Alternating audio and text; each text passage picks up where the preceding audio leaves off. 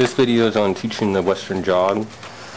In Western, at first I'm going to take the horse, I'm going to start making sure he can flex to the right and to the left like he is doing there. And then, so I'm just going to have him keep going to the left and have him keep going to the right. I want to make sure he's soft, because when I do these turns, which you're going to see me do them in the trot here in a minute, when I make these turns right here, it slows the horse's speed down. So as soon as the horse slows the speed down just a little bit, then I'm going to release and I'm going to let the horse go forward, then I'm going to pick up the other rein. This horse has been working on this Western jog only for about a week. In the snaffle in the beginning. So I'm going to go around, and when he slows the speed down just a little bit, then I'm going to go ahead and release him and let him know that's where I want him to, the pace I want him to go at.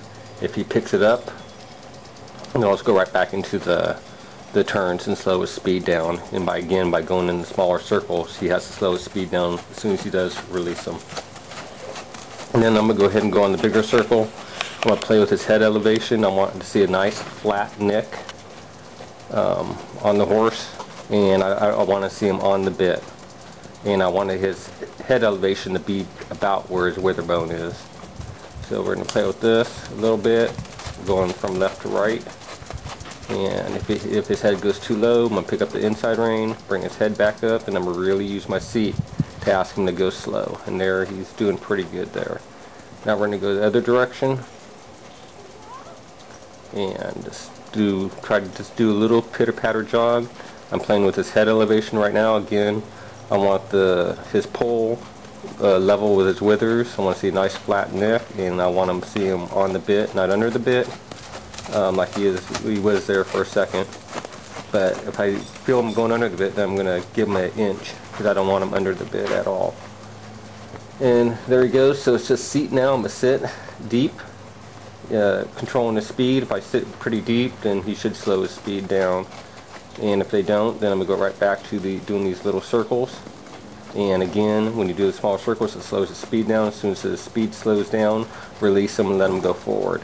You do this for 2 or 3 weeks, you know, your horse is going to have a really nice little Western jog. His head elevation is going to be real good, and you'll have a nice flat neck, and you'll have him on the bit, and you'll have your Western jog. This does not take a long time to teach. I'm doing this one with an Arab named Sky because they want to take him into Western pleasure.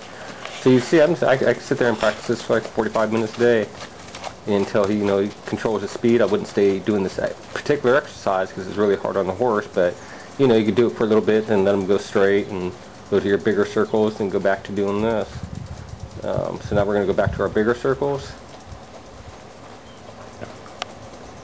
and here he comes around, and he's starting to slow his speed down just a little bit, and that was from doing the smaller circles. And it's not quite in the jog I want to see him right now, but then again, he's only been doing this for about a week. And that looks pretty good. Now his head's going down too low, so I'll pick up my inside rein and bring his head back up. If his head goes too high, I'll also use the inside rein to lower his head again. And eventually he's going to learn where I want him to keep his head. There, he's doing pretty good. Now his head came up, so I'll just use the inside rein and ask him to put his head back down. But again, if his head goes too low, I'll pick up the inside rein and have him bring his head right back up. The outside rein is to more keep him on the circle along with your legs, and to keep him on the rail with. Now I'm going to go ahead and switch bits. He's been doing really well in the last week, so I'm going to go to a 4-inch shank bit. It's a broken mouthpiece in the center. And now I'm just going to go down to riding one-handed. When I ride one-handed, I'm going to have my hand exactly where it is right there, or I'll even rest my hand on the horse's wither bone.